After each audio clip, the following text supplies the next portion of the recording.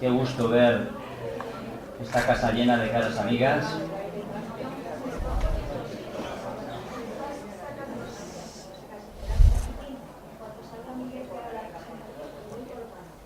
Estamos bien, hace mucho calor. Bueno. Ante todo, muchísimas gracias por acompañarnos un nuevo día, por pertenecer a este hogar donde cada uno de nosotros intentamos aportar aquellos conocimientos que vamos recogiendo y que siempre contamos además con la presencia de amigos de esta casa, amigos nuestros, amigos personales, donde nos traen, pues lógicamente, sus conocimientos, su saber, todas aquellas cuestiones que nos enriquecen a todos cuantos estamos aquí. No solamente encarnados, aquellos que nos vemos con nuestros ojos físicos, sino también aquellos otros que nos acompañan espiritualmente y que son muchísimos, muchos más que los que nos estamos viendo ahora. Bueno, para nosotros es una alegría volver a presentar a nuestro amigo Nacho Ares. La mayoría de los que estáis aquí prácticamente ya le conocéis. Él es egiptólogo, escritor, investigador. Ha escrito muchos libros, entre ellos El sueño de los faraones, que ha sido una de las últimas obras que ha realizado. Ha hablado de la princesa de Éboli. Y lo que más le gusta a Nacho es la radio. Sabéis que tiene un programa en la SER, se llama SER Historia, que aunque lo ponen a partir de las 4 de la mañana, pero no está allí, claro, pero no se engañen. Pero que lo podéis descargar como gracias a las tecnologías nuevas. Bueno, por otro lado, sabéis que ya desde hace muchos años, concretamente 6 años, él es uno de los colaboradores, de los reporteros de Cuarto Milenio, y precisamente él va a hablar de esta serie de cosas que para él pues han empezado a despuntar, han empezado a interesarle, porque nosotros que le conocemos desde hace tantos años, pues yo no sé cómo contempla él todas estas cosas de los espíritus y todo esto. Ahora lo contaré. Ahora lo va a contar. Bueno, así que mis experiencias con el misterio en Cuarto Milenio. Vamos a recibir a Nacho como se merece, con un aplauso.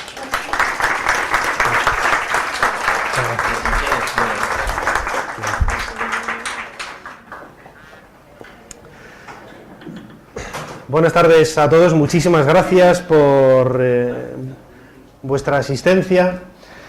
La charla de hoy, al contrario de otras que he dado aquí en esta misma casa, gracias a la invitación siempre amabilísima de Juan Miguel, de María Jesús y de todos los compañeros aquí, pues siempre han estado relacionadas con temas históricos, sobre todo vinculados al mundo del Antiguo Egipto.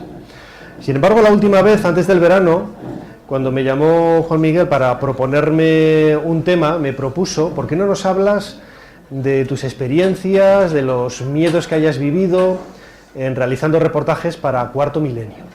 Y dije, pues es un tema que me apetece mucho, porque son 5 años, este ya es el 6º, de colaborar con ellos como reportero, y las 11 temporadas he estado participando en el programa, aunque de una manera indirecta, como invitado, como colaborador externo, y sin embargo pues son muchas, ¿no?, las vivencias que he tenido a lo largo de estos años, ¿no? Yo recuerdo que cuando Iker Jiménez me invitó a ser reportero de Cuarto Milenio, estábamos en la radio un sábado por la noche, en la cadena SER, y me dice, al lado de la máquina de las Coca-Colas que teníamos ahí en la redacción, me dice riéndose porque creía que iba a decir que no, me dice, Nacho, ¿quieres ser reportero de Cuarto Milenio? Y yo le dije, venga, lo hablamos. Dice, joder, yo creí que me ibas a decir que no, porque claro, estaba, en aquella época yo dirigía revista de arqueología, estaba con Ser Historia, estaba escribiendo novelas, libros, estaba de profesor también en algunos sitios y tal, y creía que iba a decir que no, ¿no? Pero ciertamente tengo que agradecer desde aquí. Yo cuando lo comuniqué al grupo editorial en el que yo trabajaba, en Mece Ediciones, me dieron el visto bueno y me dijeron que la única condición que me ponían es que no dejara la revista. que no dejara la revista y que tenía libertad de tiempo para, si quería, pues no ir por la editorial, ¿no? Entonces, claro, eso supone pues una ventaja muy grande, porque cobras lo mismo y no pisas por allí, pues la verdad es que ese tipo de cosas se agradecen. ¿Me escucháis bien por ahí atrás? ¿No? ¿Hablo más alto? Venga, pues hablo yo más alto, aunque está el micrófono aquí, porque si no me lo voy a comer así. Vale. Entonces, la propuesta que yo hacía esta tarde, como veis en la pantalla, mis experiencias con el misterio en cuarto milenio. Lo que he hecho ha sido tomar del archivo algunos de los reportajes que yo he realizado para el programa de televisión y comentar un poco las, iba a decir aventuras, ¿no?, que hemos vivido en todo este tiempo. Los que seguís un poco mi trabajo sabréis que la mayor parte de los temas que yo he realizado siempre están vinculados con el mundo de la historia, el arte o la arqueología, ¿no?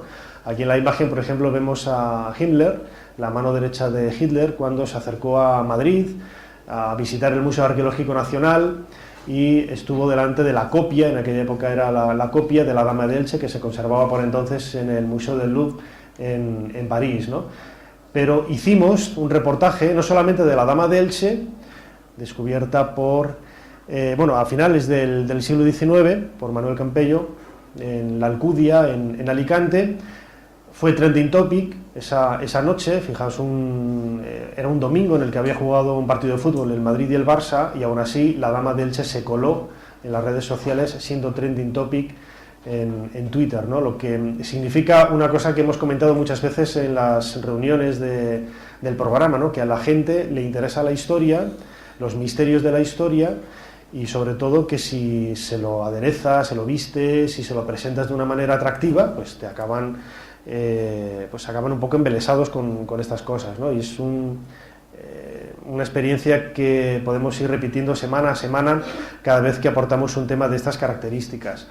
Hicimos, como vemos, arriba a la izquierda, el reportaje de la Dama de Elche. También hicimos de la Dama de Baza, que la vemos tal y como apareció, tal y como la descubrió Francisco Presedo en el año 1971. Y una de las suertes, de lo que más disfruto cuando hago estos reportajes es poder ir a estos lugares in situ, ¿no? Yo a lo largo de todos estos años a mí me han ofrecido, me han enseñado, me han abierto puertas que seguramente de no trabajar para el programa pues jamás me las hubieran ofrecido, ¿no? Como sacarme de la vitrina el cáliz de Doña Urraca, el supuesto grial, tener en las manos la edición más antigua de Lazarillo de Tormes, cuando apareció en la biblioteca de Barcarrota, ahora en la biblioteca de Extremadura, y para mí, por ejemplo, visitar donde estaba exactamente la tumba en donde apareció la Dama de Baza, ¿no?, en Granada, que es donde me veis ahí en la fotografía. Otros reportajes vinculados también al mundo ibérico, por ejemplo el Zorro de los Santos, ahí con José Alberto, uno de los cámaras que siempre viaja con nosotros, que son esas personas que están detrás de la imagen, pero que gracias a ellos y al extraordinario trabajo que realizan, pues podemos disfrutar de lo que vemos domingo a domingo, ¿no? El Cerro de los Santos es uno de esos lugares a los que yo convencí a Iker para ir allí in situ, ver las últimas excavaciones que se estaban haciendo. Está en la provincia de Albacete, es el último pueblo antes de llegar a Murcia, Llano del Castillo, ¿no? ¿Cómo se llama? Montealegre del Castillo, y que es el comienzo de los estudios, de la investigación del mundo ibérico en el siglo XIX, porque cuando empezaron a aparecer en el siglo XIX figuras como esta, la Dama del Vaso Oferente, que la encontramos ahora en el Museo Arqueológico Nacional, pues no se tenía ni idea de lo que era la cultura ibérica. Hay una historia bastante singular que lo vincula con el mundo faraónico, que si era una suerte de... porque luego, a medida que se desarrollaron las excavaciones, hubo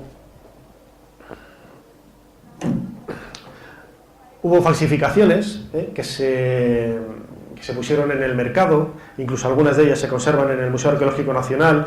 Justo detrás de esta dama, algunas de las piezas que veis en ese pollete tienen la etiqueta de falsificaciones, ¿no? Porque son las que se realizaron en el siglo XIX, inspiradas un poco en el mundo egipcio, y que en definitiva, bueno, pues fue esa toma de contacto de la cultura ibérica a lo que hoy conocemos, ¿no? También recuerdo con mucho cariño el reportaje que hicimos en Alaiza, en Vizcaya, una iglesia en donde de pronto, limpiando el encalado, como este que tenemos aquí en la pared o en el techo del ábside de la iglesia, pues aparecieron un conjunto de pinturas increíble, pinturas que no están relacionadas con ningún tipo de culto, es decir, no son escenas sagradas, no son escenas para el culto, reconstruyen una historia con unos personajes bastante insólitos, como los vemos aquí, con esos ojos almendrados, esos cabezones que parecen, lo podríamos asemejar a extraterrestres, ¿no? Siendo un poco fantasiosos. Son pinturas del siglo XIV, vemos a la derecha aquí estos peregrinos, ¿no? Como digo, con esos rasgos tan característicos, y en el resto de la imagen lo que se representa, como vemos aquí, pues son unas escenas de caballería, que seguramente, según algunos investigadores, pueden recrear un momento concreto de la historia del norte de la península, las luchas que tenían con algunos caballeros ingleses, y es una historia, como digo, bastante singular. Hay un horóscopo también, hay elementos paganos que en teoría no tendrías que esperar que estuvieran en este lugar, ¿no? Y como digo, es uno de esos grandes descubrimientos que normalmente pasan desapercibidos en los grandes medios de comunicación y que nosotros, pues por su singularidad, lo utilizamos como percha, ese hecho curioso, ¿no? de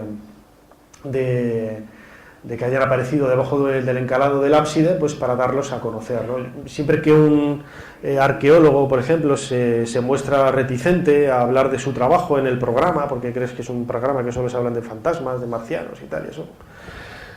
La verdad es que yo nunca he tenido problemas en ese sentido, ¿eh? Es cierto también que toda mi experiencia en revista de arqueología me ha facilitado tener contactos con muchísima gente, saben que trabajo de una manera seria y que nunca voy a relacionar una cosa con la otra, ¿no? Y lo único que pido es que se utilice, o por lo menos que nos dejen utilizar alguna leyenda, algún elemento insólito para utilizarlo como percha que nos justifique su presencia en el programa. Es decir, porque todos los temas que se tratan en Cuarto Milenio tienen que tener un halo de misterio, ¿no?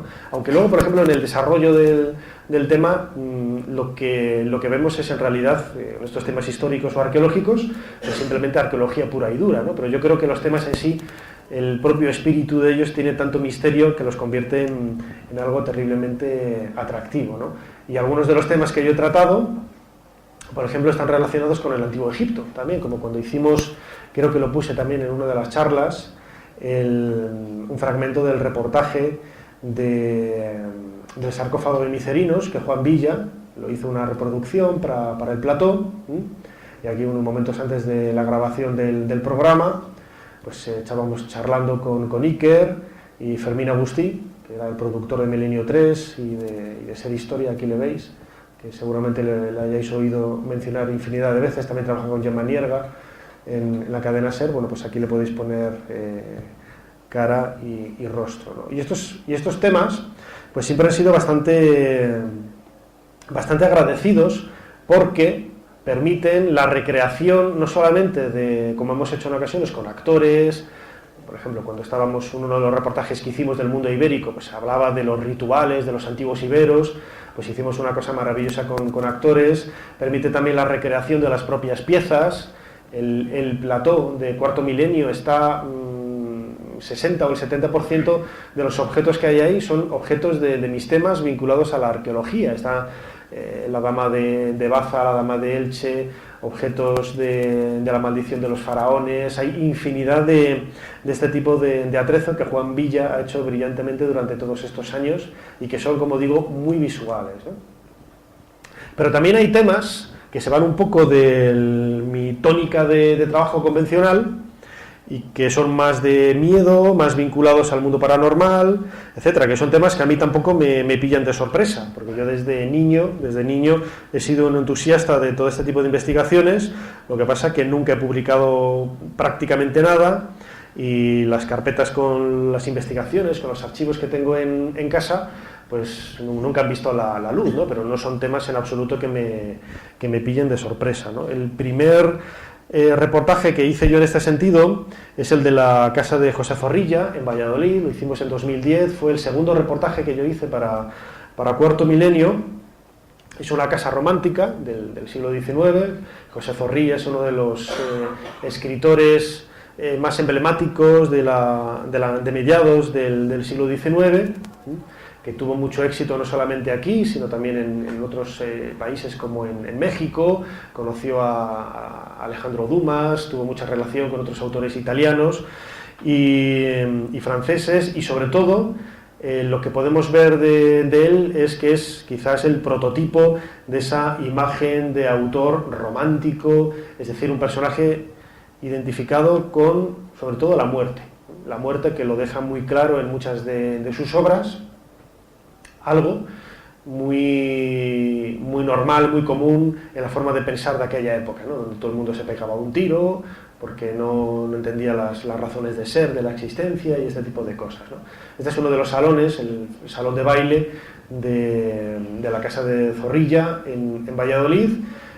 Y aquí hay que decir, por ejemplo, que fueron la propia directora, Paz y Ángeles, la subdirectora, las que nos llamaron las dos, se pusieron en contacto con el programa para que fuéramos a investigar, que esto es bastante insólito, porque esto es un edificio municipal, pertenece al Ayuntamiento de Valladolid, y en principio pues tienes la idea de que te van a poner reparos para ir a hacer allí cualquier tipo de investigación, ¿no? Pues al contrario, nos dieron las llaves de la casa. Eso es una delicia absoluta, un lugar tan maravilloso como este, y nos permitieron estar todo el tiempo que quisiéramos, trabajando, grabando, estando incluso por la noche, etcétera, ¿no? Eso, como digo, siempre se agradece. Lo que ellas nos contaban, la directora, la subdirectora y muchas de las personas que ahí trabajan, que ahora lo vamos a ver en cada uno de los temas que he preparado, va a ir acompañado de un vídeo muy breve, de apenas 3 minutos, 4 como mucho en un caso, que es un fragmento del reportaje mucho más amplio que se emitió en televisión, ¿no? Pero bueno, para que veamos un poco las pinceladas de ese misterio. Bueno, pues la historia que subyace sobre la casa de José Zorrilla en Valladolid es que todos dicen que Nicolasa, la abuela de Zorrilla, sigue pululando por allí, el fantasma. Entonces, la gente que trabaja dice haber sentido su presencia, haber visto la figura de una mujer anciana y que encaja un poco con el propio relato de Zorrilla, que en 1880, cuando escribió este libro, Recuerdos de tiempo viejo, él es una especie de autobiografía.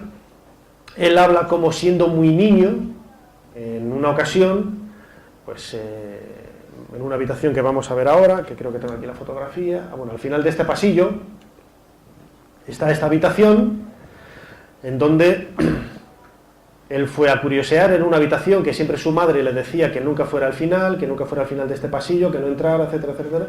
Y él, pues eso, con la curiosidad del chiquillo, pues desobedeció a su madre, se acercó hasta la puerta, al final del pasillo, abrió y había en una mecedora, pues una mujer anciana, ¿no? Y bueno, pues resulta que esto todo lo cuenta Zorrilla en el relato. Ahora vamos a ver un poco la transcripción del texto que leo yo en el reportaje en esta habitación, y lo más llamativo de todo es que parece que ese sustrato ha quedado ahí con el paso de generaciones y generaciones, vinculado a las paredes y a la historia de este edificio, y el fantasma de Nicolasa pues parece que se sigue presentando allí, ¿no? A nosotros nos ocurrió una cosa bastante curiosa con José Alberto, el cámara, que hemos visto antes, y estaba Guillermo, un ayudante de cámara. Estamos arriba en el salón de baile, que hemos visto en la fotografía grabando, y sube Paz, la directora, un poco así descompuesta, y nos dice: nos han desaparecido todos los calendarios de las mesas.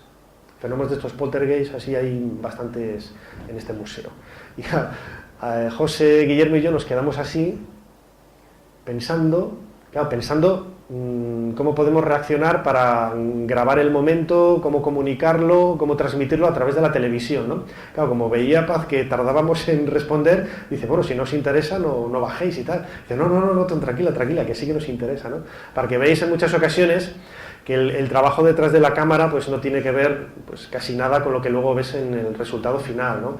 Mucha gente nos pregunta: ¿realmente habéis visto algo? ¿Os ha sucedido algo durante los rodajes? Pues sí, nos han sucedido cosas como estas u otras más sorprendentes que vamos a ver a continuación, pero por suerte los rodajes de Cuarto Milenio son bastante ligeritos, bastante livianos y sobre todo muy divertidos porque la relación que hay entre los cámaras, ya sea Marcos, Guillermo, Paco, son varios los cámaras que trabajan con nosotros, con todos los reporteros, la relación es fantástica y siempre acabamos haciendo bromas de todo, ¿no? Quizás la manera de aligerar esos miedos que a todos nos surgen en algún momento, ¿no? Sucedió un día que estábamos Ángela y yo trabajando en esta mesa, programando una tarea habitual, y teníamos un jarrón con una flor y en un momento determinado, no me acuerdo que estábamos programando en ese momento, el jarrón se desplazó hasta el borde de la mesa y se cayó. El jarrón estaba en mitad de la mesa, no estaba en el borde ni nada, nosotros no lo tocamos.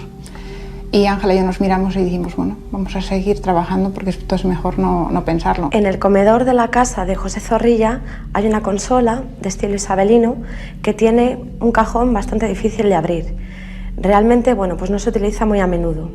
Un día, estando aquí la persona que se encarga de la limpieza del museo, se encontraba realizando sus tareas y se encontraba justo al lado de la consola. Al darse media vuelta, de repente oyó cómo un objeto se desplazaba lentamente. Se volvió para ver qué era y descubrió con gran sorpresa que el cajón se había abierto por sí solo. Mi experiencia personal fue que yo cuando vine a trabajar a la casa, los primeros días estaba yo sola en la oficina y entonces notaba que se abría esta puerta y notaba como una presencia que pasaba por delante de mi mesa. Y al cabo de unos segundos se cerraba de nuevo la puerta y yo decía, bueno, pues no sé qué será. Dando una vuelta por la casa, viendo las necesidades que había, pues oí un gran ruido, bastante impactante y bueno, tardé unos segundos en reaccionar, porque claro, esto está a oscuras en invierno, eran las 7:30 de la mañana y cuando volví a la estancia vi que este espejo que tenemos aquí a mi derecha pues estaba hecho 1000 pedazos en marco y todo en el suelo. De hecho, está restaurado recientemente. En una de mis vueltas creí ver a alguien en el sillón de brazos. Una señora de cabello empolvado, encajes en los puños y ancha falda de seda verde, a quien yo nunca había visto, ocupaba efectivamente el sillón y con afable pero melancólica sonrisa me hacía señas con la mano para que me acercase a ella. Estas líneas que acabo de leer pertenecen al libro Recuerdos del tiempo viejo, escrito por José Zorrilla siendo ya mayor, donde relata su encuentro con su abuela paterna Nicolasa en esta misma habitación de su casa natal de Valladolid. Bueno, los chicos de 3D trabajan espectacularmente para hacer esas recreaciones de cómo salta el espejo por los aires, el florero con la rosa, etc. Ya la primera vez que lo vi, claro, te quedas así impactado, ¿no? Porque sabes de qué está hablando la mujer, te ha contado la experiencia de antemano y la verdad es que los efectos que aportan estos compañeros, David y Raúl, pues son realmente, como digo, espectaculares, ¿no? Y enriquecen muchísimo el reportaje final. Bueno, otro lugar que yo destaco también en esta charla, es la Casa del Pánico. Vamos a ver casas y casas a lo largo de esta charla. La Casa del Pánico está en Tenerife, al norte de la isla, en el Moquinal, y es un lugar absolutamente apartado de todo. Para llegar hay que subir a lo alto de una colina, de una montaña. Hay que pasar por unos enclaves también que tienen su intrahistoria, porque son cuevas terrosas que dice la tradición que ahí vivían brujas y hacían sus rituales. Os he marcado ahí en la imagen la figura para que veáis que está totalmente devorada la casa por la vegetación, y para llegar hasta ahí pues hay que cruzar un camino que es porque llevamos con José Gregorio González y con Fernando, compañeros allí de Cuarto Milenio, que son muchos de los que nos proporcionan estos temas para el programa, y como veis el camino pues está totalmente devorado por la vegetación, ¿no? Bueno, pues siempre que veo esta imagen de la derecha, me acuerdo de yendo con Raúl, otro de los cámaras que aparecerá luego en uno de los vídeos. A José Gregorio y a mí nos dio un ataque de risa. Bueno, por José Gregorio, yo no sé si lo conocéis, de reportajes, de entrevistas, es bastante simpático y bastante cachondo. Y Raúl, el cámara, se enfadó con nosotros, ¿no? Porque claro, teníamos que ir caminando, pues haciendo tal, pues, por un sitio y pues, devorado por la naturaleza, inaccesible y tal. Y claro, cada vez que giraba la cámara estábamos los dos doblados de la risa y tenía que volver a grabar, ¿no? Y siempre que veo estas fotografías, pues me acuerdo un poco de este lugar, ¿no? Y de las cosas que decía, que no voy a repetir aquí, claro. Bueno, la Casa del Pánico es esta casa que vemos en la imagen. Pertenecía a un alto mando del ejército de Franco y hoy está, como veis, pues totalmente abandonada, ¿no? La leyenda dice que durante la dictadura, pues allí se fusiló a gente, que todavía se escuchan los disparos, ¿eh? El lugar, como veis, pues ha sido reutilizado para todo tipo de rituales, de visitas furtivas.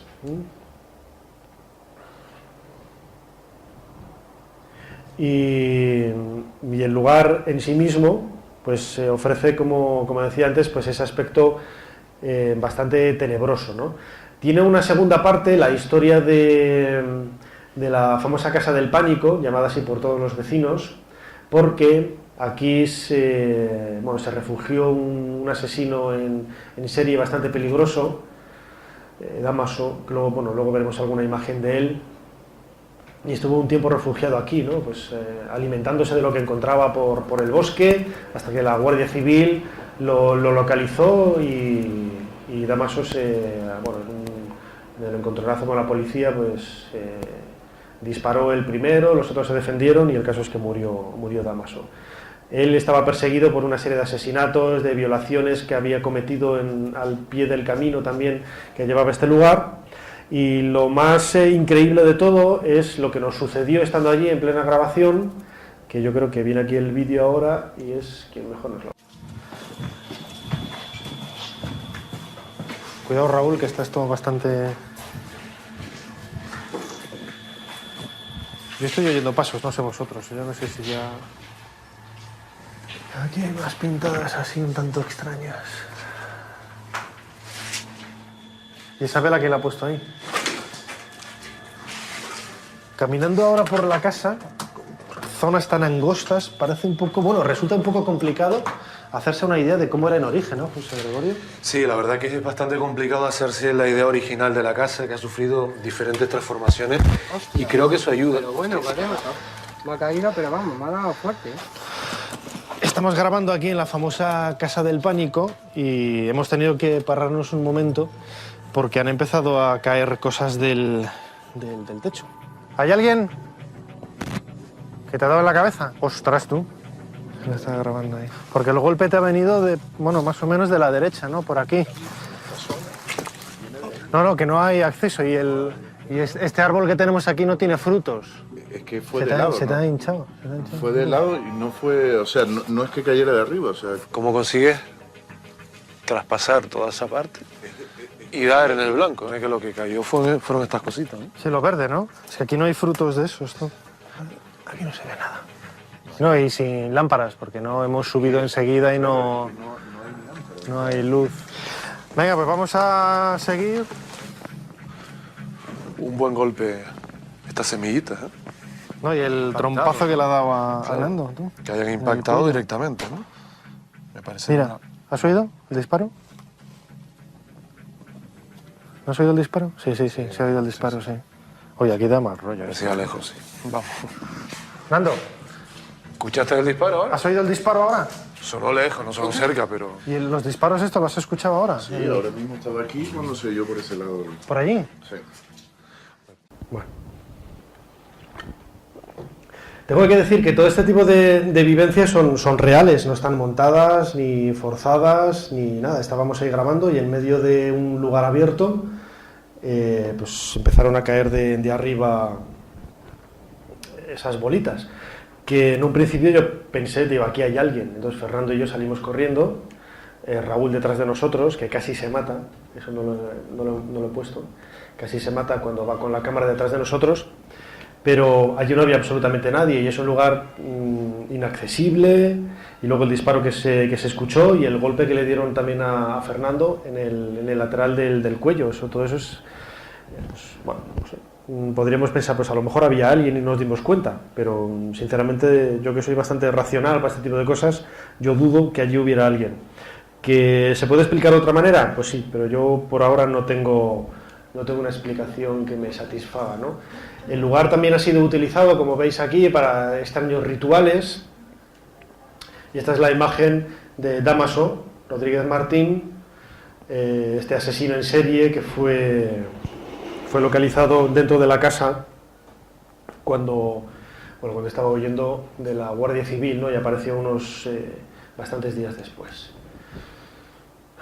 Bueno, La Niña de Córdoba, esto es un reportaje de la pasada temporada, es uno de los que a mí más me ha impactado a lo largo de todos estos años. La historia comienza cuando Marian, una mujer de Córdoba, se pone en contacto con José Manuel Morales, que es un compañero nuestro en Córdoba, que tiene un programa en un canal de televisión que se llama Córdoba Misteriosa, y hace pues una especie de Cuarto Milenio en una versión local, ¿no? Bueno, pues Marian se pone en contacto con José Manuel para decirle que tiene una niña en casa. Una niña en casa a la que apenas ve, solamente intuye una silueta, pero que la oye caminar, que cree que va acompañada de alguien y que habla con ella, que le dice que se llama Pilar y que, claro, la tiene en ese estado de tensión en ocasiones, aunque la relación con la niña era bastante cordial, pero no, claro, a nadie le gusta tener ahí a alguien que no ves en casa, ¿no? Y que le había dicho en varias ocasiones que se fuera y que la niña que no se iba y que ahí se quedaba, ¿no? Bueno, pues este es un caso para Paloma Navarrete, que nos acompañó. Ahí la vemos en un momento del rodaje con Marcos Macarro, otro de nuestros cámaras. Ella estuvo haciendo pues un itinerario con su péndulo por la casa. Tengo que decir también, esto es cierto, que lo hemos mencionado 1 y 1000 veces en el programa, pero lo digo aquí por si alguien no lo tiene claro. Paloma Navarrete, cuando nos acompaña a algún sitio, ella no tiene ni idea ni siquiera de a dónde va. O sea, no tiene absolutamente ni idea. Solamente, lógicamente, cuando ve el billete en la estación del AVE, sabe que va a Córdoba, ¿no? Pero una vez en Córdoba no sabe absolutamente nada de la zona de la ciudad, nada, no sabe nada, ¿no? Entonces es, como digo, imposible que conozca la historia, ni la intrahistoria, ni la vida de los que viven allí, ni de los que han vivido, ni nada parecido, ¿no?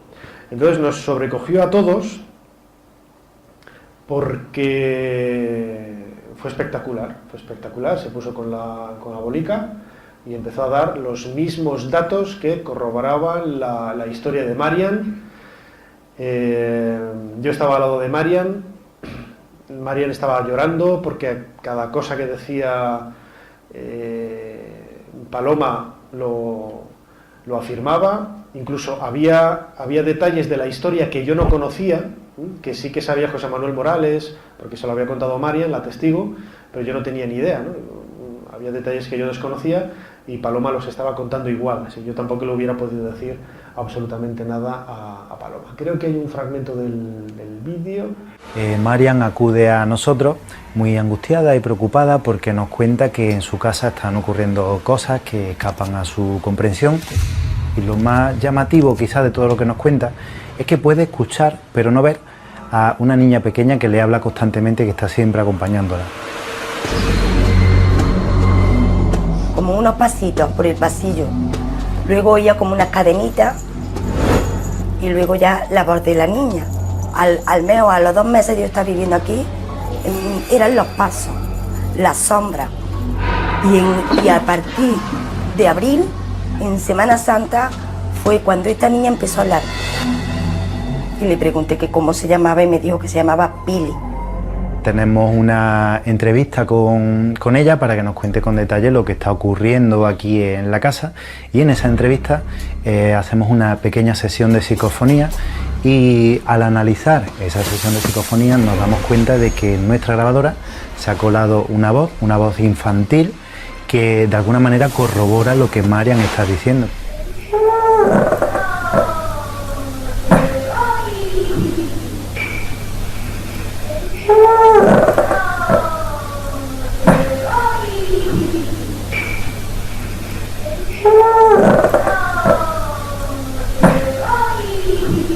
Lo que sí he oído han sido voces de niños.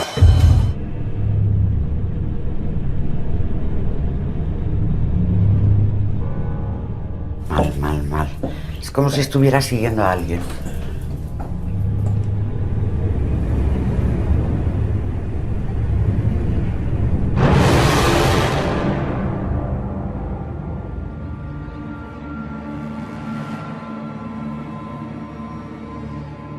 Hay tres niños. Uno de ellos es un niño con alguna dificultad para andar.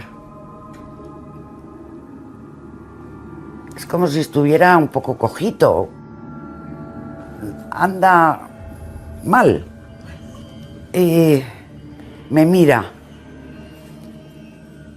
Me mira, me sonríe y me dice: soy Antonio. Aparte de eso, debajo, en la casa, debajo, hay un enterramiento de un niño. Hay una niña, María.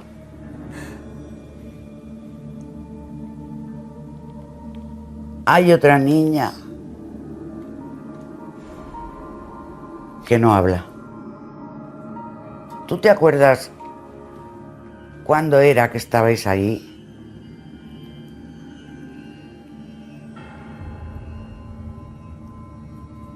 Hay periódicos muy viejos. A ver, ¿qué periódico me traes? Pues la verdad es que es un periódico muy antiguo. A ver si puedo ver la fecha. Miércoles 27 julio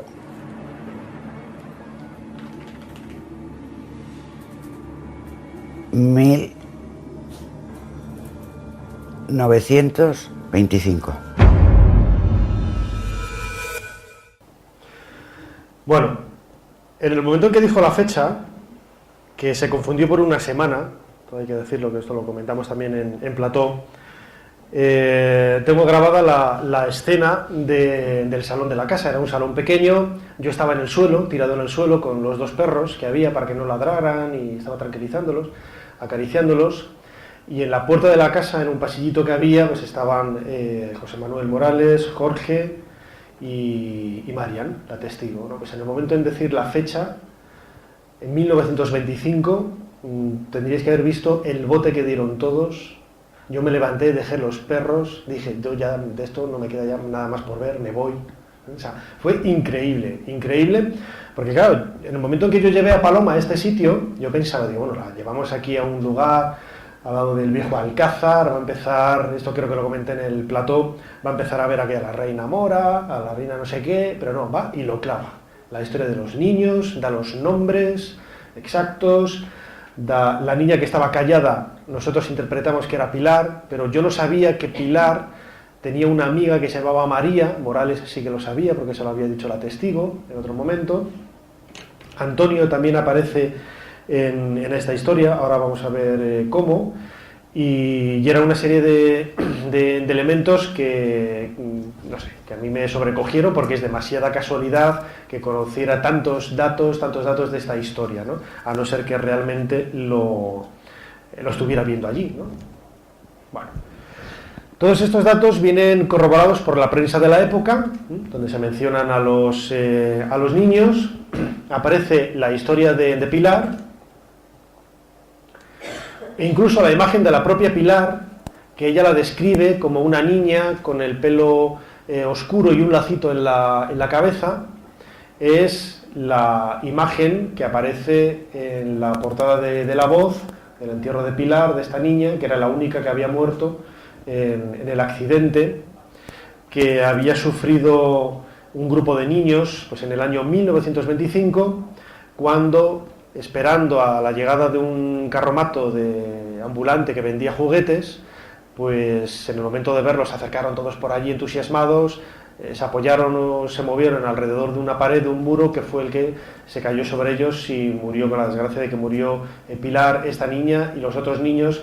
Antonio quedó herido, quedó cojo, nosotros intuíamos el que iba arrastrando la pierna, el cojito, que decía Paloma, y en definitiva, bueno, pues son elementos que encajan con esta historia y que en definitiva, por lo menos a mí, me hace ver que realmente pues esta mujer pues tiene poderes, ¿no? Como queramos entenderlo, ¿no? Que ve donde los otros no ven y que bueno, que hay algo más allá, ¿no? de esa realidad, algo realmente que nunca he dudado, pero que también tengo que decir que no me preocupa, ¿no? O sea, que aquí estamos unos cuantos vivos, decía Juan Miguel que había también otros espíritus muertos, pues sean todos bienvenidos, mejor porque no ocupan sitio y hay más gente, ¿no?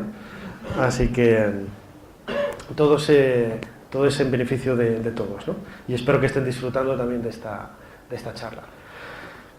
Como digo, es uno de los casos que a mí más me ha sobrecogido trabajando en Cuarto Milenio. Luego hubo uno parecido, unos meses antes, también en Córdoba, en la historia de una barbería, de un barbero que degolló a un amigo por unos problemas de dinero, etcétera, etcétera, etcétera, ¿no? Que no he traído por no redundar un poco en la ciudad de Córdoba, pero también ahí Paloma fue a la casa donde vivía el barbero, y la silueta, el hombre anciano que veían los inquilinos, dio hasta el nombre, Enrique, que era el nombre del muerto al que había cortado el cuello el barbero, ¿no? O sea, hay una serie de proezas de esta mujer, pues que no, insisto, ¿no?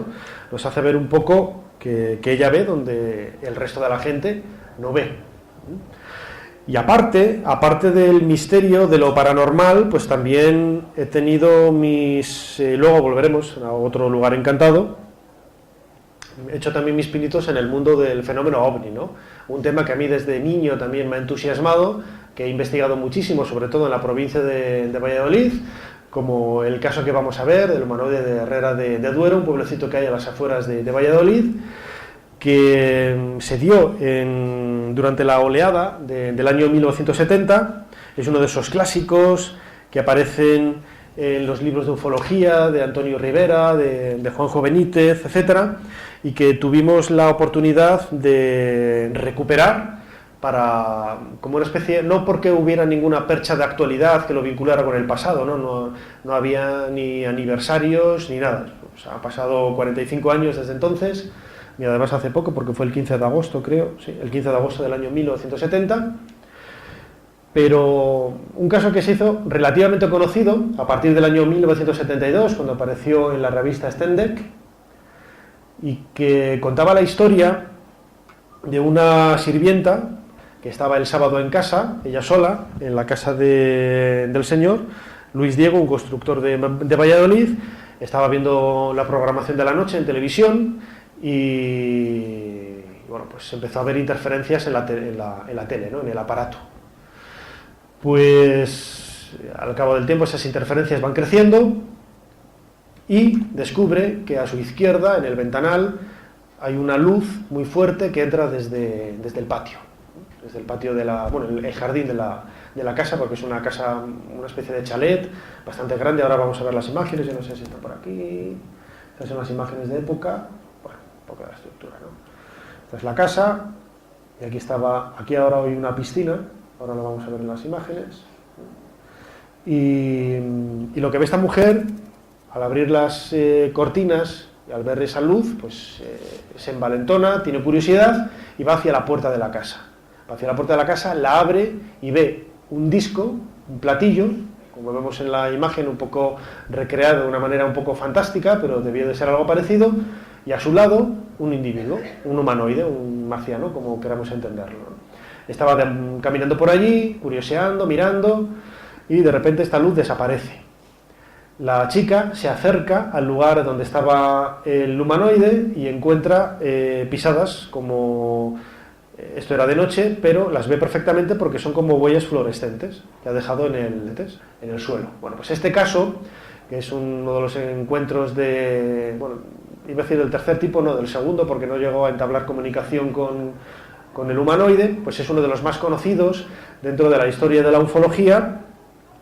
Yo lo conocía también por el padre Antonio Felices, este ufólogo sacerdote dominico, que investigó durante muchísimos años el fenómeno OVNI, no solamente en Valladolid, sino en otros lugares de la geografía española, y se lo propuse a Iker, y lo hicimos. Entonces, yo no sé si... Así, con tan buena suerte de que, bueno, llegamos a Herrera de Duero, empiezo a preguntar a la gente y nadie se acordaba del caso, ¿no? Les decían, bueno, hubo algo, no sé qué, en una casa que había, nos señalan un sitio del Pinar, y bueno, pues lo que en un principio eran todo testimonios de que no, aquí no recordamos nada, encontramos un señor que nos dice que le suena algo de una casa que había al fondo y tal, bla, bla. Bueno, pues yo iba con las fotocopias de Stendek y me encuentro con el chalet absolutamente abandonado, tal y como vemos en la imagen, pues desde hace ya pues un montón de años, ¿no? Vemos una piscina que se ha hecho, hice una fotografía más o menos desde la misma ubicación, que apareció publicada en el año 72, para que veamos que es la misma casa, y bueno, aquí algunos investigadores del grupo Charles Fort, que en aquella época, liderados por el padre Felices, eran los que investigaban un poco este tipo de fenomenología. A través de ellos también tuve la posibilidad de acceder a más información, pero lo importante, lo que convertía este reportaje en algo casi pues fetichista, que es una de las cosas que a mí más me gusta de estos sitios. Antes habéis visto la fotografía que me hice, por ejemplo, en la tumba de la dama de Baza, ¿no? Pues estar allí en el sitio justo, pues me gusta hacerme fotografías y tal, y fotografiarlo, vivirlo, pues son como lugares, escenarios históricos donde han sucedido cosas extraordinarias, ¿no? Bueno, pues encontramos la casa abandonada, está en medio de un pinar, no hay nada alrededor, hay una carretera aquí a la izquierda, pero que no transita ningún coche. Y bueno, pues me acerco a la puerta y estaba cerrada con una reja, pero a la derecha estaba la entrada del garaje, que estaba abierta, y una escalera que subía al interior de la casa. Entonces, claro, yo no me lo pensé dos veces y subimos al interior. Este es el salón, el interior de la casa. Esto tiene pinta del propio suelo. El bar. Raúl. Así que la chica debía de estar viendo la tele aquí. Y fue hasta la puerta de la casa, que es esta. Y desde aquí lo vio.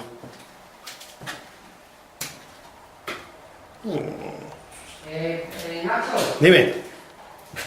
Vamos a hacer esto que estás haciendo que me gusta, tío. Lo vamos a hacer con esto, ¿vale? Bueno, esto lo grabé con mi cámara, esto no se llegó a emitir. La casa tenía un aire bastante extraño, ¿no? Porque parecía que la habían abandonado de manera repentina, estaba lleno de revistas de los años 70, 80 y bastante tétrico, ¿no? Lo que más me impresionó de todo fue no he traído las imágenes que grabamos con la Night Shot, pero luego por la noche volvimos, y recuerdo que entré en la casa yo solo con la Night Shot, porque me decía Raúl, no, entra tú solo porque si te acompaño yo se va a notar que vas con alguien y no vas a tener las mismas vivencias, y eso es cierto, ¿no? Muchas veces cuando el reportero en Cuarto Milenio va con la Night Shot, pues se nota enseguida, ¿no? Cuando vas tú solo, bueno, luego vamos a ver un ejemplo del miedo que me dio a mí, que me dio ir para atrás, ¿no? Pero en otro lugar, pero sí que es cierto que le da un extra, no solamente de credibilidad, ¿no? De lo que estás en ese sitio, viviendo eso, sino también de que estás en ese escenario, como decía antes, un tanto fetichista, de un lugar donde ocurrieron cosas extraordinarias, pues hace 45 años, ¿no? Y recuerdo, claro, que estaba en el garaje, Raúl estaba fuera grabando la casa por la noche, y estaba fumándose un cigarro, Y claro, veía que tardaba yo un montón, pero claro, yo me lo estaba pensando 2 veces. Porque tenías que subir por la escalera, una escalera súper angosta que iba a dar a la cocina, todo lleno de cristales rotos. Y al final, pues nada, porque yo soy bastante miedoso, todo hay que decirlo. Le eché coraje y subí, entré. Y luego me contaba Raúl, yo que veo la lucecita de la cámara caminar por el salón desde fuera, digo, qué guay, ha entrado. Claro, yo lo que le dije a Raúl, digo, como se te ocurra ir detrás de mí para darme un susto o algo, te comes la cámara. No, Raúl es todo un profesional y no hizo. Si hubiera sido Marcos, es el que está más cerca con Palomas, es seguro que lo hubiera hecho. Pero Raúl es todo un profesional, ¿no? Y es uno de esos sitios que merece, bueno, me gustaba recordarlo, ¿no? Por el hecho de esas vivencias que yo había tenido en el lugar, y además era un sitio que yo había investigado hace muchísimos años, siendo niño. Nunca había tenido la posibilidad, porque claro, siendo niño no tenía coche ni nada parecido para ir allí, y que luego, pues con el paso del tiempo, pues parece que los planetas se alinearon y bueno. Y el último tema que he traído, esto de los ruidos en la comisaría, vamos a viajar a Navalmoral de la Mata, nunca me acuerdo si es Badajoz o Cáceres, ¿no?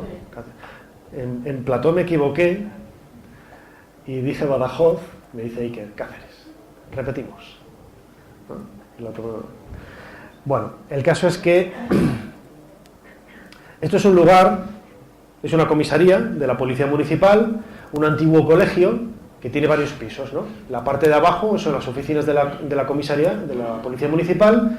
Hay una primera planta que está dedicada a actividades culturales, hay aulas pues para cursos, para actividades con chicos, etcétera. Y luego tiene otras 2 plantas más arriba. Una está utilizada a la mitad para unas oficinas de una empresa y la tercera, la de arriba, está totalmente abandonada. Bueno, pues aquí fuimos con Clara Tahoces. Creo que hay algunas fotografías por aquí. Bueno, el sitio, la verdad es que ya te hubieran contado o no la historia antes, daba muy mal rollo. Nada más entrar de esto que te das cuenta de que es un sitio bastante extraño. Los policías nos contaron que, pues estando allí in situ, pues empezaron a escuchar ruidos en la parte de arriba, como el arrastre de muebles. Estuvimos hablando con una persona que limpiaba allí, pues en una ocasión estaba en un aula, salió y al volver al aula se había recogido todo absolutamente. Él había visto cómo las escobas se le movían, se le caían. Había visto otra persona en otra ocasión siluetas como figuras blancas moviéndose por el pasillo, entrando y saliendo de las aulas. Bueno, pues vas allí con la idea de a ver qué te vas a encontrar. Seguro que no vas a ver nada, pero a ver qué te vas a encontrar, ¿no? Y el caso es que, bueno, estas son algunas imágenes del lugar. Y como digo, pues todo bastante... A lo mejor las imágenes no ofrecen esa frialdad, ¿no? Ese aspecto más sugerente, más tétrico del sitio. Pero os puedo garantizar que era realmente sobrecogedor, ¿no? Una de las aulas, nosotros cuando estuvimos allí, nosotros colocamos como una especie de oficina, con todos los aparatos y tal, en la primera planta. Estábamos justo debajo de este aula, y cuando estábamos abajo, os puedo asegurar, que esto no es ni sugestión ni nada, pues escuchamos cómo se estaban moviendo las sillas y las mesas, ¿no? Yo subí enseguida y ahí no había nadie. O sea, bueno, esto es parte de... Bueno, cuando montamos ahí entre risas, Coca-Colas y tal, bueno, pues haciendo bromas también ahí, ¿no? Un poco con el equipo, con Clara Tahoces, con Gonzalo Pérez Sarro, que trabaja es técnico de la cadena COPE y es compañero de Cuarto Milenio. Bueno, pues montamos allí nuestro pequeño set, ahí el ayuntamiento, la policía nos dio permiso, cosa bastante extraña también para este tipo de cosas, para ir allí y pasar una noche de investigación. Estuvimos hasta que acabó Milenio 3, pues hasta las 4 de la mañana.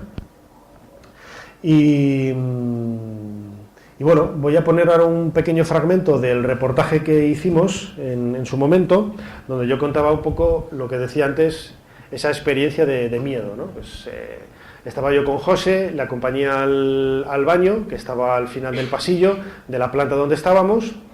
Poco antes, Clara había estado grabando psicofonías, había dejado en la planta de arriba el micrófono, el ordenador y tal y cual, y estábamos escuchándolas abajo, y según salía yo con la cámara, con la Nacho, digo, bueno, ahora os veo, chicos, y tal. Me dice Clara, Nacho, ven para acá. Pues había grabado unas voces y tal, y dije, joder, en menudo momento me lo pones, que voy a subir ahora ahí solo, y bueno, ¿no?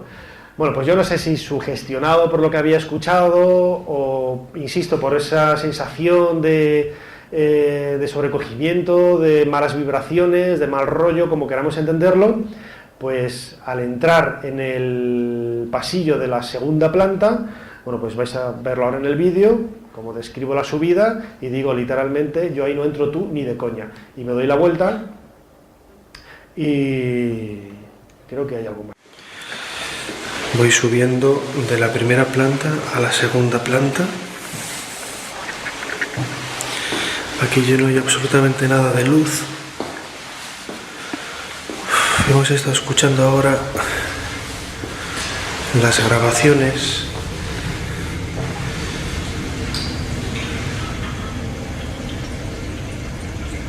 Y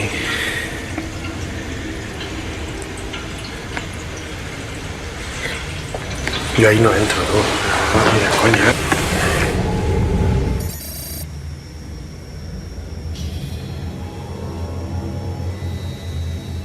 O sea, la grabación escuchada, bueno, pues parece que es un movimiento. Bueno, voy a dar para atrás y ahora lo vemos otra vez, que se me ha olvidado contar una cosa que es importante. Voy a coger el micro. Digo que se me ha olvidado contar una cosa que es importante.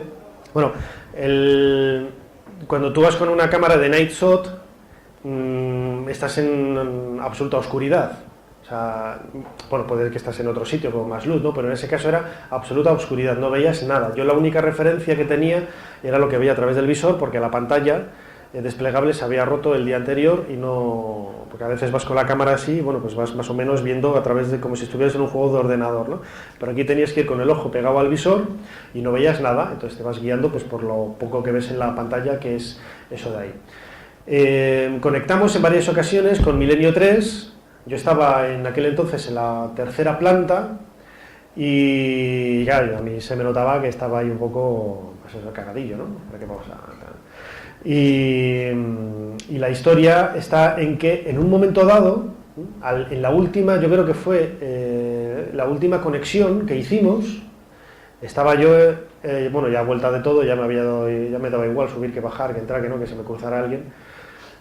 Estaba al final del pasillo, sentado, luego vamos a ver una fotografía de cómo estaba, y según estaba hablando con Iker, pues se introduce una especie de susurro, ¿no? Que él se da cuenta, dice, ¿qué ha sido eso? Digo, sí, yo también lo he oído, pero no sé lo que es, ¿no? Vamos a verlo. Voy subiendo de la primera planta a la segunda planta. Aquí ya no hay absolutamente nada de luz. Hemos estado escuchando ahora las grabaciones.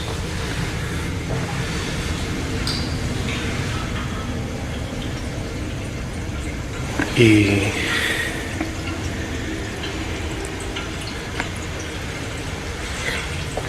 yo ahí no entro, no, ni de coña.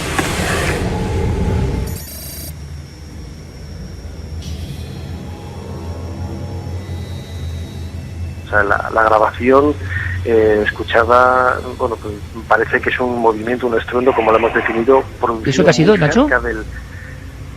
Sí, yo lo acabo de oír, pero no sé. Yo también lo he oído. Ha sido como un alarido eso. Pues no lo sé, pero yo lo he oído. Pero se ha metido, ¿Lo habéis escuchado? Se ha metido en el teléfono perfectamente. No, ha sido como... Sí, yo he oído algo, pero no sé lo que era, sí. Escuchada, bueno, pues parece que es un movimiento, un estruendo, como lo hemos definido, por un... ¿Eso qué ha sido, Nacho? Sí, yo lo acabo de oír, pero no sé. Yo también lo he oído.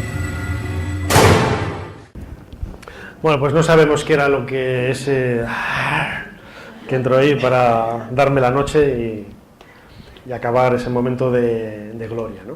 Bueno, pues esta foto me la hizo José Alberto, el cámara. En el momento, pues él estaba escuchando y salió para hacerme la fotografía, para que quedara un poco constancia de, como veis, las conexiones en ocasiones pues son bastante cómodas, ¿no? Y bueno, esto es un poco lo que quería contaros. Son muchísimos más los reportajes con curiosidades, con anécdotas que he vivido en Cuarto Milenio. Mira, la semana que viene bajamos otra vez a Córdoba para un nuevo caso seguramente muy interesante, ya lo veréis próximamente en la tele. Dentro de 10 días también sacamos uno bastante singular, ¿no? De un agente de seguridad de un hospital que dejó el trabajo de manera voluntaria al día siguiente porque después de hacer el primer día la ronda nocturna pues, le agarraban, escuchaba ruidos de movimientos de las sillas estas que van unidas, que son como bancos donde se sienta la gente en las salas de espera.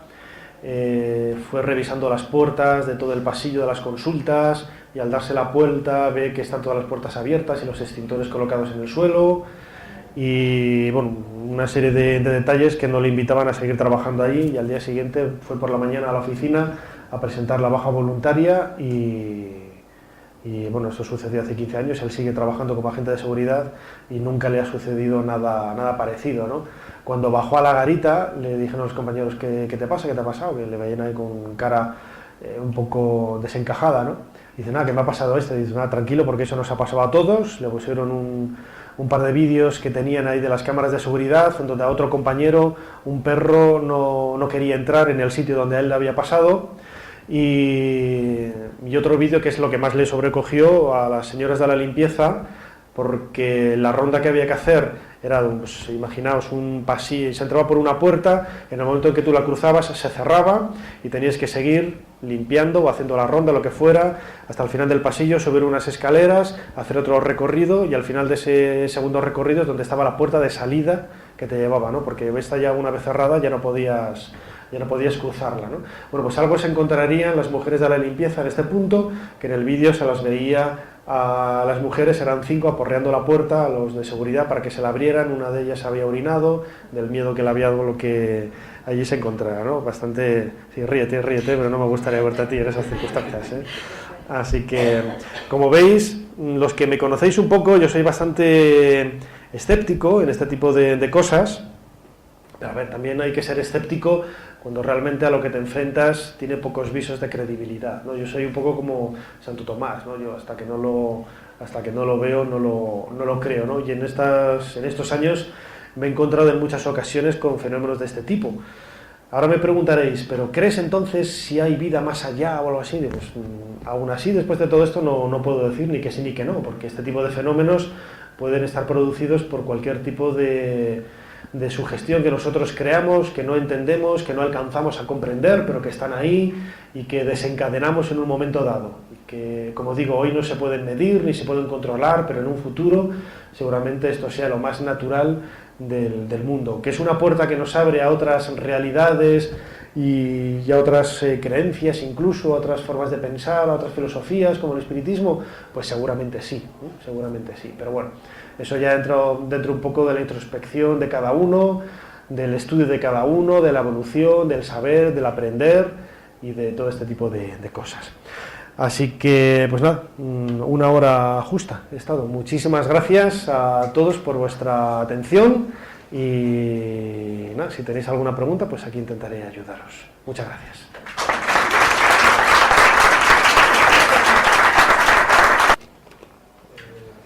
Sí.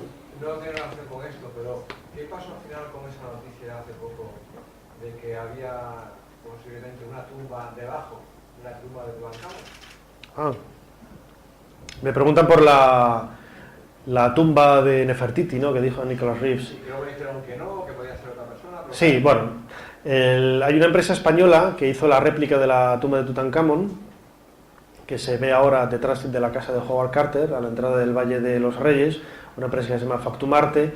Bueno, pues el barrido, el escaneado en altísima definición de todas las paredes está en internet. Nicholas Reeves, que es uno de los mayores expertos en el reinado de Tutankamón, estuvo viendo esas imágenes y debajo de una de las escenas que hay en la cámara funeraria, pues vio una serie de anomalías, ¿no? Unas grietas que le identificó yo creo que muy acertadamente, con el acceso a una nueva cámara, a una tumba diferente, al menos una cámara nueva, que puede ser un simple almacén, etcétera. Yo creo que seguramente sea solo un almacén más, que es muy posible que haya ahora algo, ¿no? Ahora en la segunda quincena de septiembre creo que iban a ir con algún aparato para intentar medir y tal, ¿no? Porque si tú echas un vistazo a otras cámaras funerarias del Valle de los Reyes, te das cuenta de que todas las cámaras de donde está el sarcófago tiene habitaciones a los lados, ¿no? La propia de Tutankamón tiene una justo en la esquina del lado, que es la cámara del tesoro.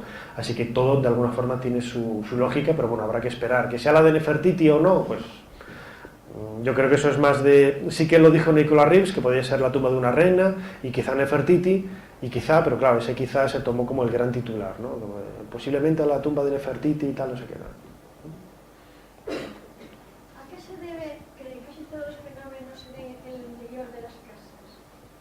¿Por qué nadie vive en el campo para verlos? Es una respuesta, ¿eh? No, a ver. El hecho de que... Porque de alguna forma yo creo que quien genera esos fenómenos somos nosotros mismos. Entonces, al final, diciéndolo de una manera bastante burda, pues que somos todos energía, que esas energías están ahí, que la energía de cada uno es capaz de desencadenar, aglutinar, separar, unir, etcétera, ese tipo de fenómenos, y que al final pues unos los ven, otros no, y otros como yo pues van por ahí. Pero vamos, yo no sé, no conozco a nadie que viva en el campo, ¿no? Y incluso el que vive en el campo vive en una casa. Si preguntáramos a alguna ardilla... Pero podrían verlos en el campo, ¿no? Sí se pueden ver. Ver. A ver... sí que ha habido apariciones espectrales o fantasmales, como queramos verlo, entenderlo, en el campo, ¿no? Por ejemplo, cuando se hizo el reportaje, además en Cuarto Milenio, que lo hizo Javier Pérez Campos, del camping de Los Alfaques, efectivamente, ahí la gente que pasaba por la carretera decía que veía los espectros, los fantasmas de la gente caminando entre las arboledas, entre los árboles, a la vera de la carretera. Así que no siempre está el fenómeno vinculado a un lugar cerrado, entre cuatro paredes.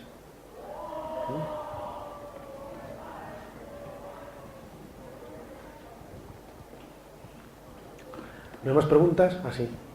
De Egipto. Sí.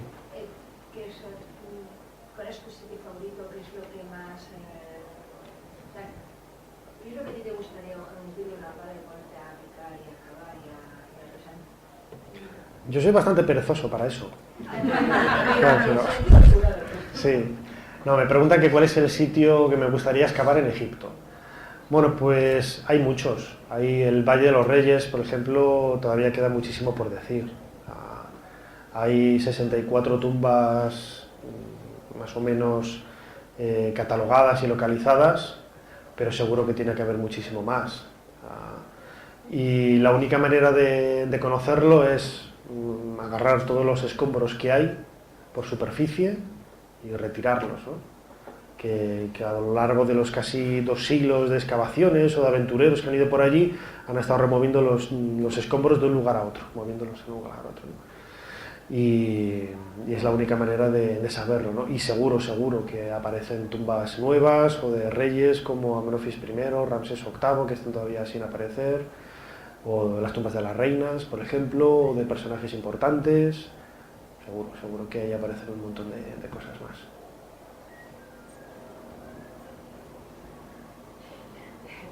Es que como me has dicho que eres como Santo Tomás, ¿qué piensas o qué pensaste de la casa del pánico, el golpe que le dieron a tu compañero y que veíais que aquí no había nadie? ¿Qué tenías que haberlo sentido tú para saber? No, a ver, lo que sucedió en la casa del pánico, pues claro, de manera racional, ¿no? Dices, a lo mejor la bolita esa ha ido... Es que estábamos en un lugar abierto, o sea, no es que caiga de un árbol. O sea, pues es que no tengo respuesta. A ver, que tampoco me come la existencia, ¿eh? No estoy todo el día dándole... Y la bolita la tengo en casa, ¿eh? Me quedé con ella, la tengo en casa. Entonces... Es que no tengo palabras. Entonces, lo voy a explicar, era un lugar abierto, el árbol más cercano estaba como a 20 metros, cayó en vertical, Y luego a Fernando, ese sí que le dio en el cuello, en el lateral. Pero Fernando estaba dentro de la casa, no le podía haber caído de... Entonces, bueno, pues no lo sé, son cosas que pasan, ¿no? También hay cosas en el gobierno que no entendemos y no, pero no, en serio no tengo una respuesta, no, tampoco creo que la haya así ahora con los conocimientos que tenemos, ¿eh? Allí había al final...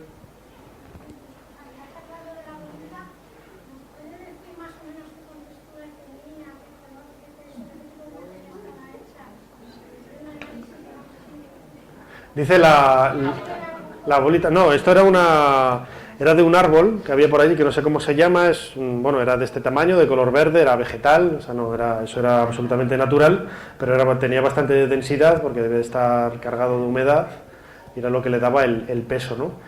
Pero insisto, eso a Raúl le cayó cuando dijo ese exabrupto, hostia, pues...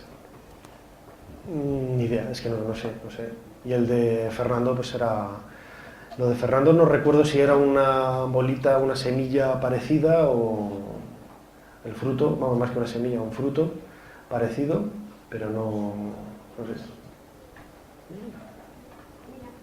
¿El sarcófago que encontraron de Micerino es el mismo Micerino de la pirámide? El sarcófago de Micerinos no ha aparecido todavía. No, pero eso es de Juan Villa, eso es una recreación. No, Howard Weiss, cuando estuvo investigando la pirámide en 1837, él sí que lo vio, lo dibujó y yo le pasé a Juan Villa las medidas, materiales, etcétera, y hizo esa reconstrucción. El sarcófago de Micerinos lo montó Howard Weiss en el Beatriz, un barco que se hundió posiblemente en las costas de Cartagena pues, en 1837 o así, por ahí, 38. Y está perdido, solamente hay dibujos. Hay una novela, que ahora no me acuerdo del autor, referente a todo esto. Sí. Yo conozco una francesa, que no sé si es la misma, que está traducida al castellano, y hay otra de un español, ¿me suena? Sí. Pero y referente a eso de que podía ser Nefertiti, la que estaba, o sea, todo eso y el sarcófago que se perdió, y todo eso lo refleja una novela. Sí. ¿No ha sentido usted o alguno del equipo acosos, ataques por ir a investigar, pesadillas por las noches en sueños? ¿Cómo lo están llevando? No, pesadillas y acoso y eso nada parecido, ¿no? Ya digo, el trabajo en Cuarto Milenio es muy tranquilo, muy sosegado, divertido, por suerte, y no, nunca hemos tenido... ¿De vivos? Sí, de muertos no. De vivos, bueno, pues en ocasiones gente que no quiere participar, pero vamos, tampoco te dice que no, pues de manera educada y ya está, no pasa nada, ¿no? Pero jamás he tenido ningún problema, al contrario, o sea, nosotros hemos trabajado con catedráticos, con obispos, con gente corriente, con gente de cultura alta, media, baja. No, nunca hemos tenido problemas de que tienes que salir corriendo porque te va a apalear o... No, cosas de esas no.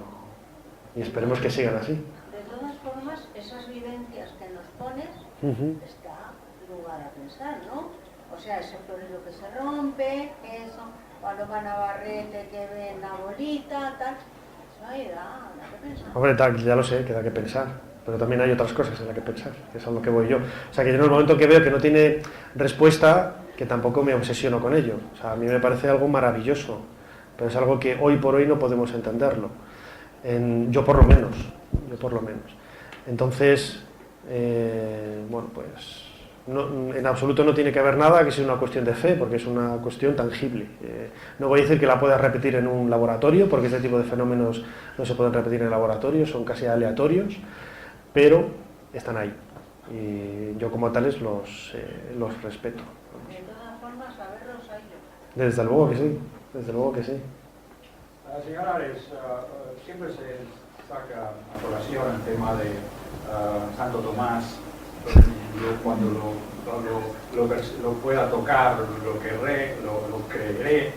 Está muy folclórico, evidentemente yo lo considero muy folclórico, porque si tenemos en cuenta que somos casi ciegos, que nuestros sentidos son tan torpes, tan limitados, que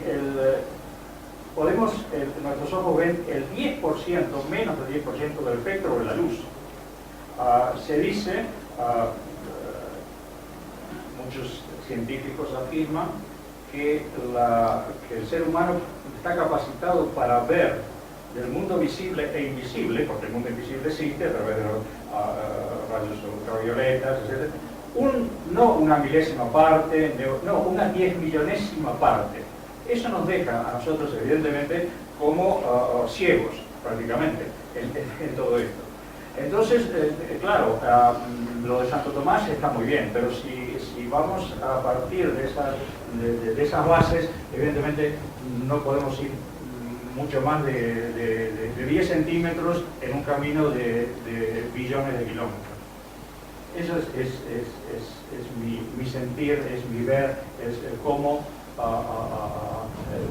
nosotros, si no nos abrimos nuestra mente, o sea, no podemos hacer nada, porque estamos totalmente limitados, orgánicamente. No, estoy totalmente de acuerdo con usted.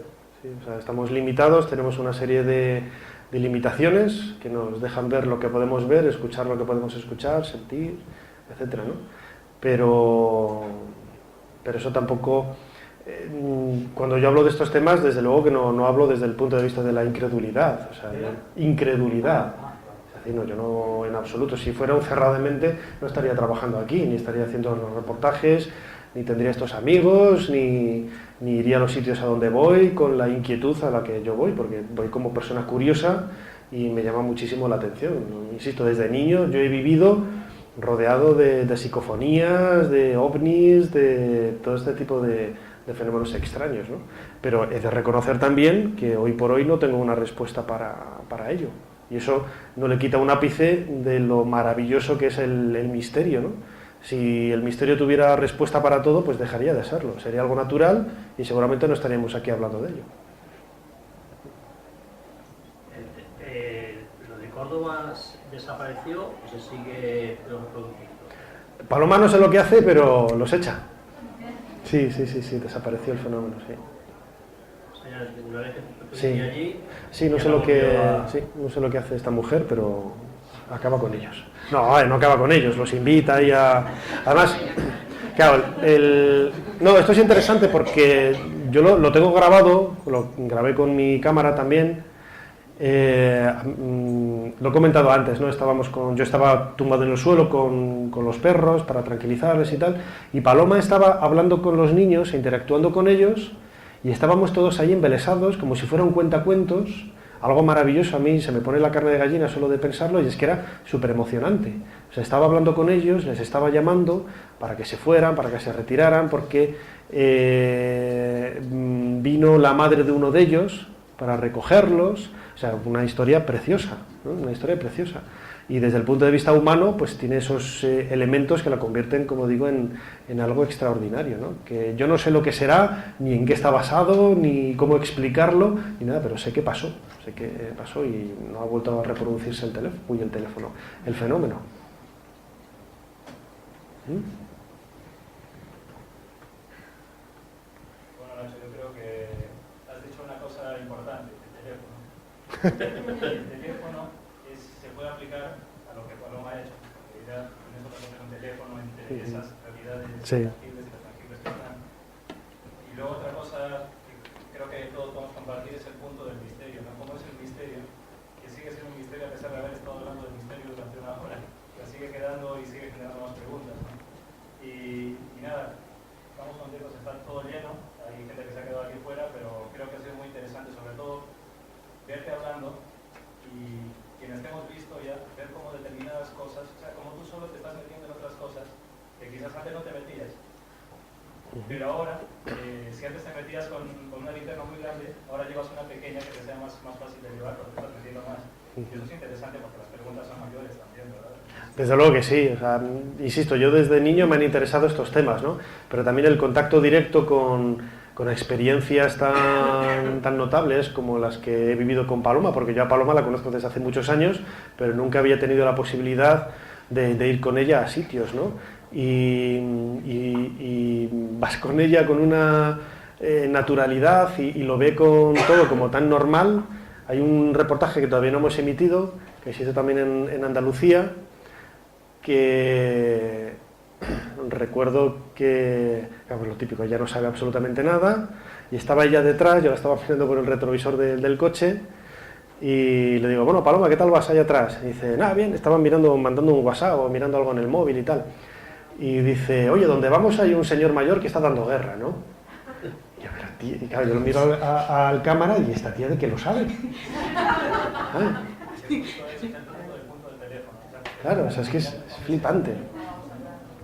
La primera vez que a mí me hizo una cosa de esas fue hace varios años en Guadalajara, bueno, son unos embalses que fuimos allí a grabar unos restos humanos que habían aparecido. Ella tampoco sabía dónde íbamos y en el coche me dice, oye Nacho, donde vamos hay mucho agua, ¿no? Claro, son cosas que te dejan descolocado. ¿Y por qué no te dice, pues hay un campo de fútbol o hay mucha hierba o yo qué sé? Lo bonito justo del misterio es eso, ¿no? Finalmente creo que nos podemos quedar todos, es que tú puedes estar viviendo eso con ella, pero tú en primera persona estás viviendo unos hechos que son que te generan muchas preguntas y que al final es justo un conocimiento también, ¿verdad? Claro. De ir hacia algo. Y nada, y te queremos dar las gracias porque ha estado muy interesante. Agradecemos a la gente que no hayan sonado móviles durante la conferencia porque eso es importante. Y nada, que esperamos que a la próxima pues traiga...